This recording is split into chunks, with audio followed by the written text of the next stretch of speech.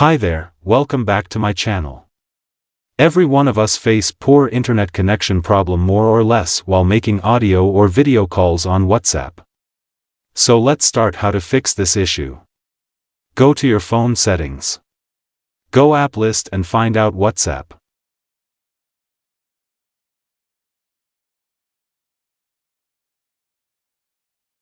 After finding, press on WhatsApp. And clear cache only from app storage. After that, close this settings and open Play Store. Make sure app up to date or not. And update if available.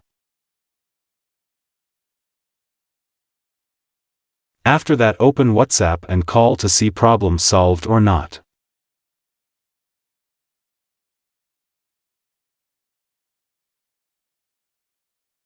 If there is still a problem, then turn on flight mode and again turn off.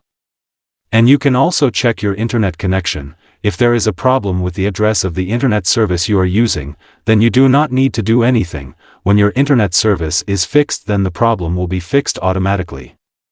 Thank you for watching this video. If you want to get more update video, please hit the subscribe button and turn on all notifications icon.